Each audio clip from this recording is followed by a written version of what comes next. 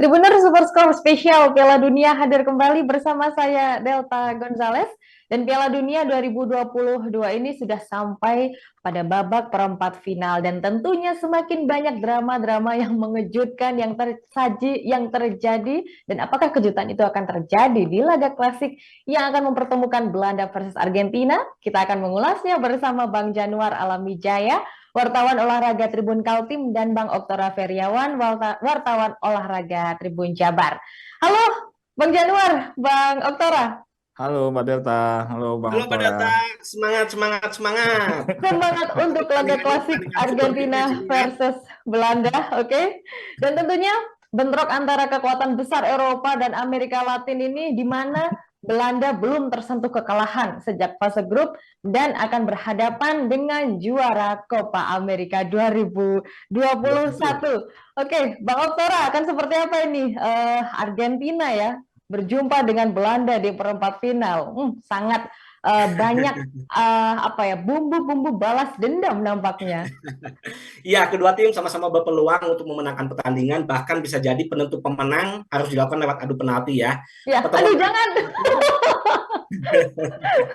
Ya, pertemuan terakhir kedua tim terjadi pada babak semifinal Piala Dunia 2014 ya. betul. Belanda saat itu tersingkir setelah kalah adu penalti dengan skor 2-4 dari Argentina. Pada waktu normal mereka bermain imbang tanpa gol dan ini bisa terjadi juga di pertandingan kali ini ya di babak perempat final Piala Dunia. Ya. Skor imbang di waktu normal dan harus diakhiri dengan adu penalti.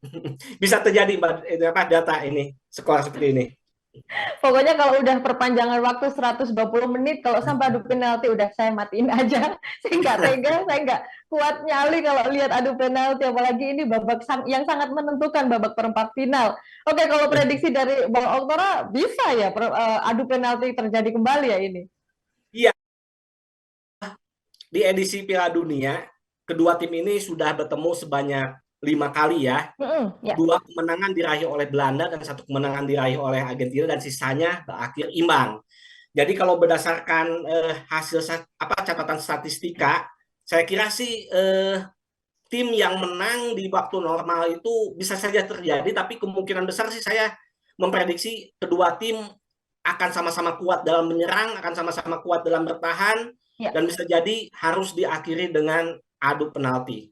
Ya, oke. Tentunya akan sangat seru beradu gengsi antara Amerika Latin dan juga sepak bola Eropa. Itu dari Bang Oktora. Nah, ini lantas Bang Januar. Di sini tadi sudah sempat disinggung kalau memang mereka dua tim ini sudah pernah ketemu di Piala Dunia 2014 dan Belanda harus kalah menyakitkan 2-4 ya, kalah 2-4 lewat adu penalti. Nah, akan seperti apa ini nanti? Tentunya ada aroma-aroma balas dendam ini. Louis van Gaal bakal membalaskan dendam waktu itu kan. Ya, terima kasih Mbak Delta. Saya setuju dengan Kang Oktora bahwa pertandingan ini akan berlangsung sengit ya kan dari awal sampai akhir. Karena selain punya catatan sejarah panjang dari pertemuan kedua tim, kekuatan antara Argentina dan Belanda sebenarnya tidak jauh berbeda, kecuali pembedanya adalah Messi gitu kan di sisi Argentina. Tapi dari sisi pemain, so-so lah kalau kedua pemain ini. Bahkan saya merasa mungkin hasil akhir dari pertandingan antara Argentina dan Belanda ini tentukan oleh blunder oleh salah satu tim mungkin Mbak Delta. Aduh. Jadi nanti siapa yang kurang konsentrasi kemudian melakukan kesalahan itu kan, itulah yang akan pergi meninggalkan Qatar lebih cepat gitu Mbak Delta. Saya mau nebak mungkin yang blunder Otamendi aja ya biar Belanda bisa lolos. Ya oke, silakan Bang Januar. Ya Mbak Delta? Ya, lantas dengan kondisi yang seperti itu, apakah layak Belanda untuk bisa diunggulkan saat lawan Argentina? Mengingat juga Belanda bermain lebih bagus dengan timnas yang bisa mau bermain keluar menyerang terlebih dahulu. Mengingat juga pertahanan Belanda bagus ya ini dalam catatannya.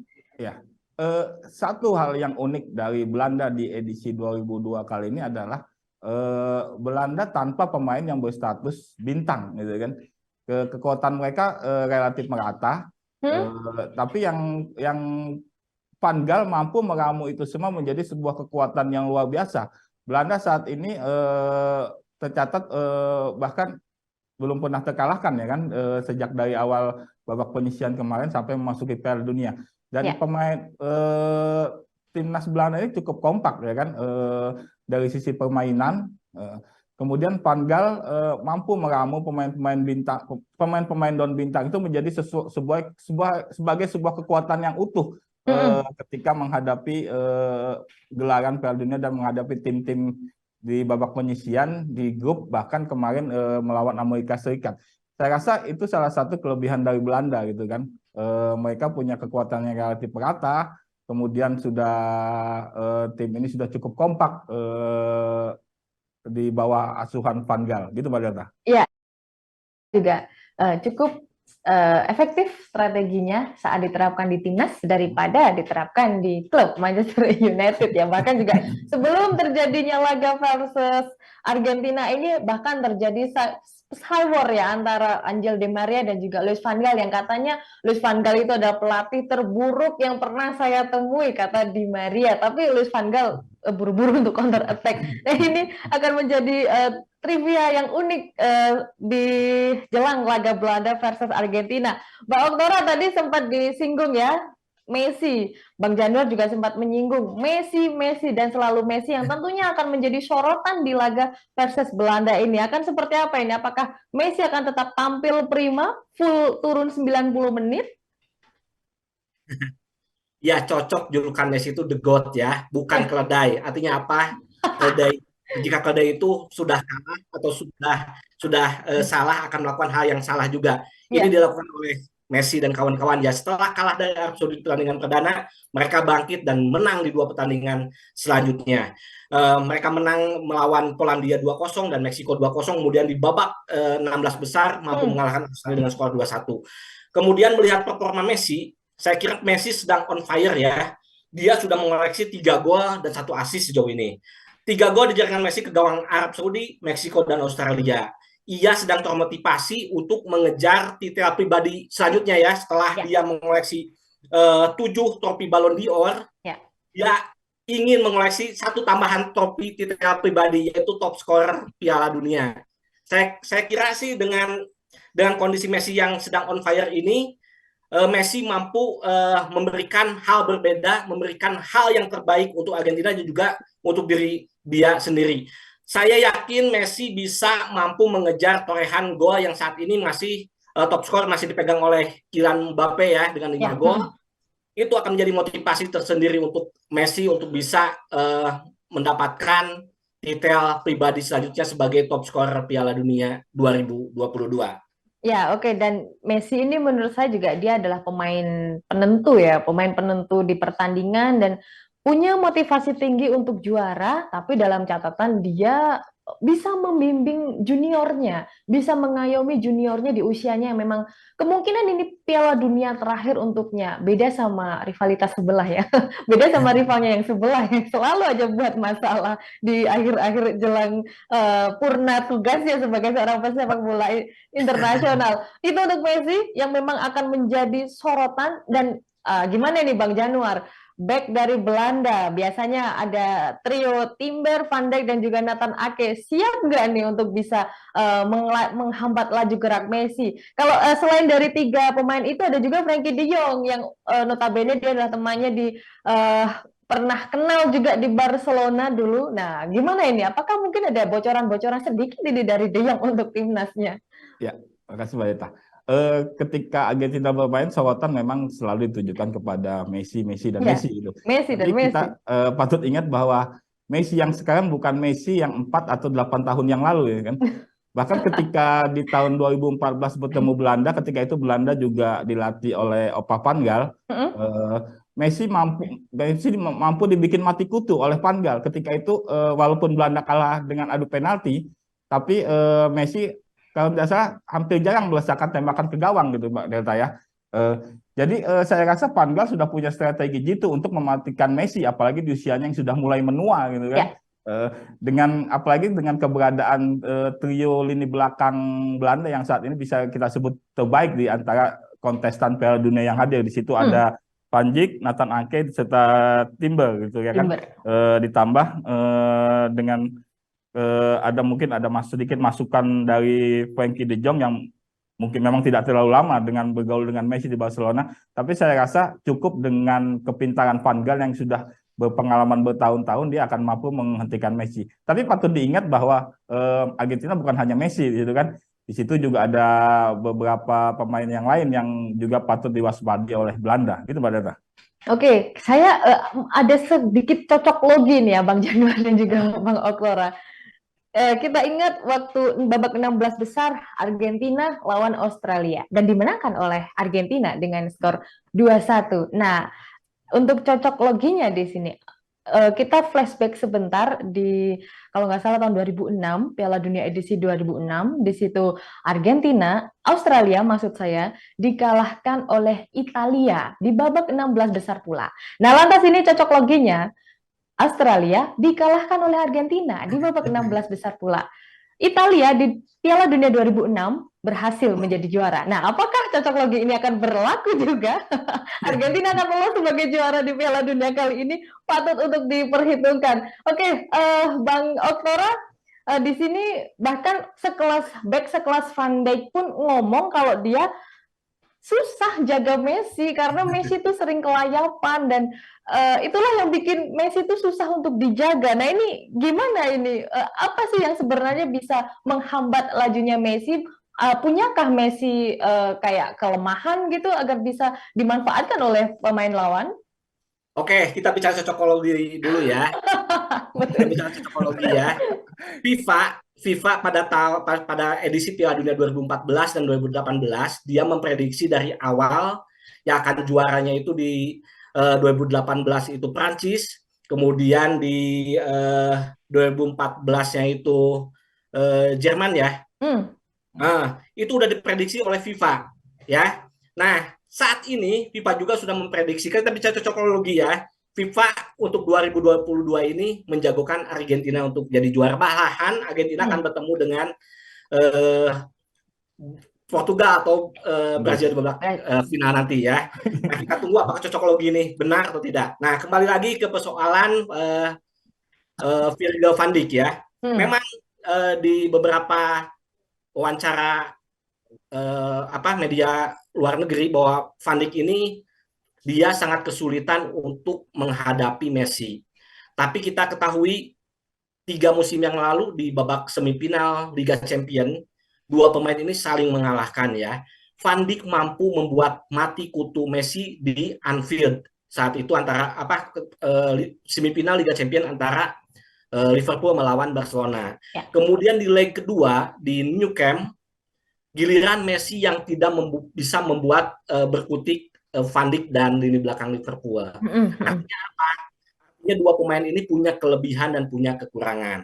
Van Dijk menyebut bahwa kelemahan dari Messi itu dia sering bermain mojok, artinya dia sering tidak membantu pertahanan. Dia seringnya itu diam di pojokan lapang ketika Argentina mendapatkan bola, dia baru berlari mencari ruang kosong. Sementara Messi mengaku Virgil van Dijk ini punya kelemahan yaitu konsentrasi. Malahan sahabat dari Messi, Sergio Aguero, dia memberikan kisi-kisi pada Messi bahwa bikin Van Dijk konsentrasinya buyar saat pertandingan. Artinya apa? Ketika Messi membawa bola, usahakan pemain lain bisa membuat konsentrasi dari Van Dijk ini buyar sehingga Messi bisa leluasa menusuk ke jantung pertahanan. Nah, ini kelemahan ini yang harus bisa dimanfaatkan oleh Argentina, khususnya para penyerang ya.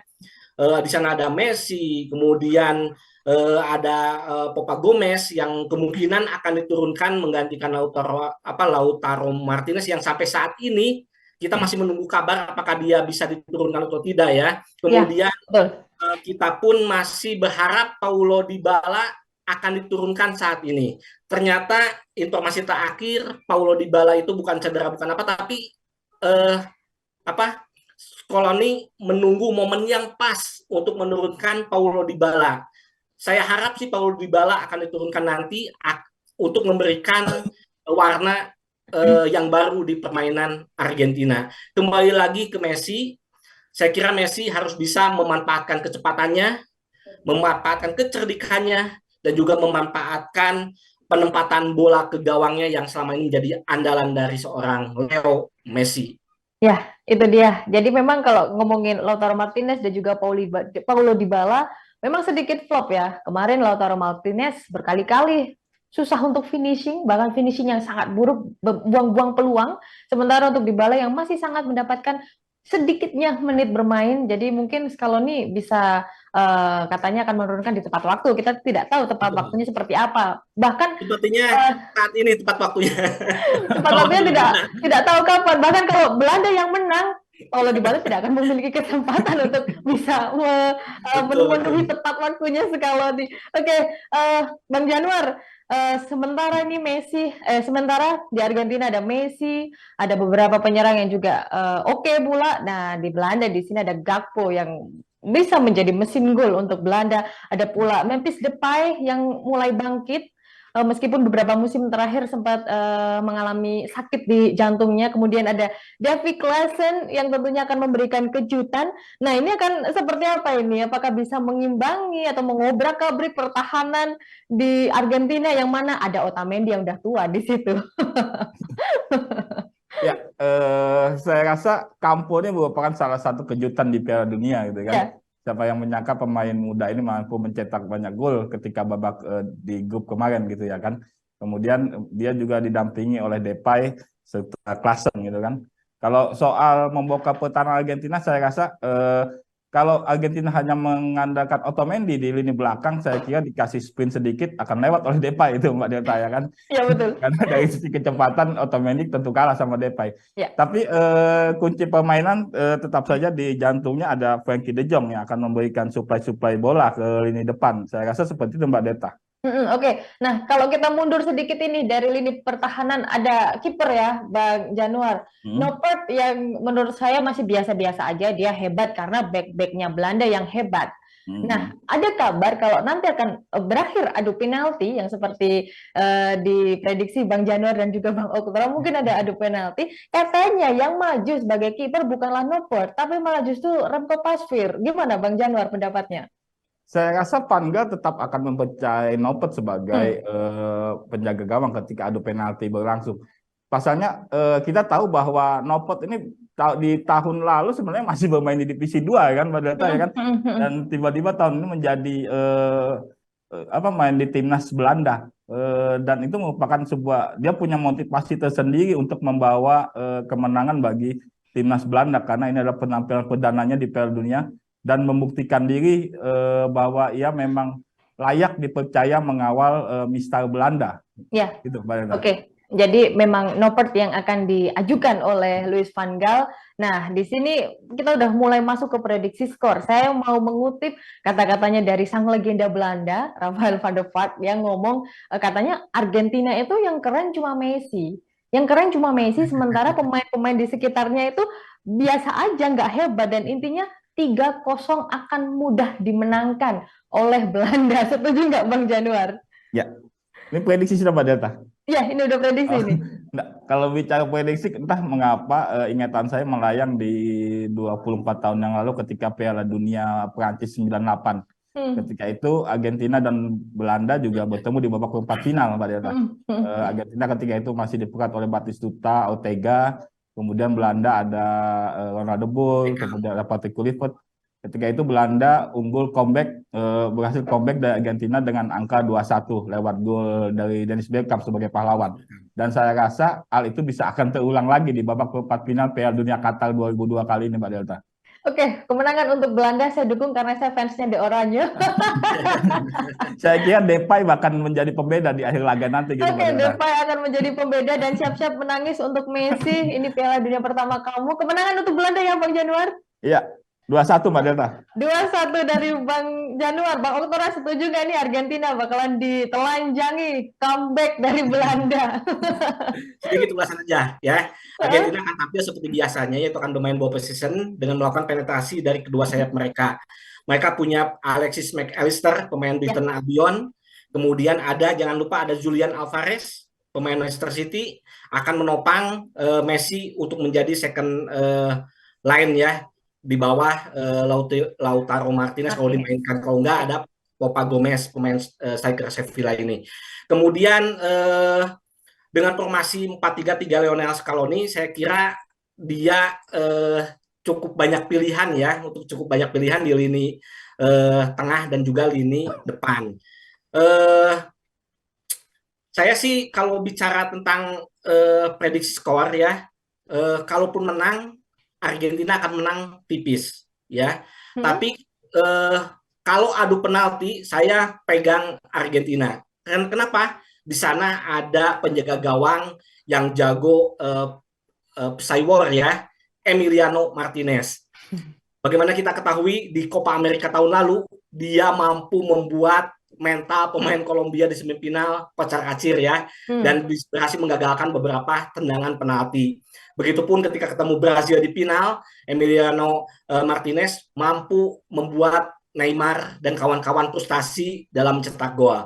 Jadi kalau prediksi skor, saya tetap mengunggulkan Argentina dengan menang tipis 1-0, 2-1, atau 3-2. Tapi kalaupun berakhir dengan adu penalti, saya lebih percaya Argentina untuk bisa memenangkan pertandingan karena di sana dia punya pemain kiper yang cukup pintar dalam menurunkan mental pemain lawannya. Ya, oke. Jadi mematahkan statement dari Rafael van der Vaart ya, yang oke cuma Messi, yang lainnya enggak. Tapi juga betul menurut saya, selain Messi juga banyak yang oke. Di situ ada De Paul, Papu Gomez, bahkan juga Alvarez ataupun Enzo Hernandez juga oke di Piala Dunia. Ada Angel Korea juga.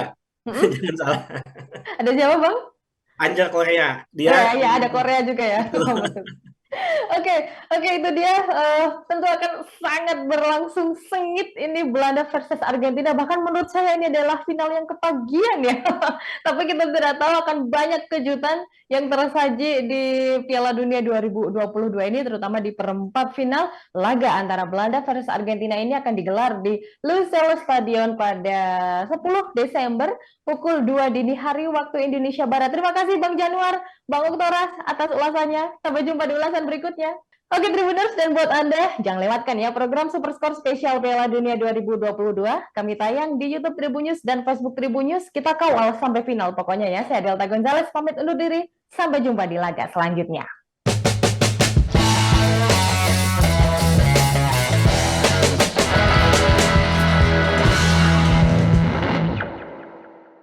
Terima kasih sudah nonton. Jangan lupa like, subscribe, dan share ya.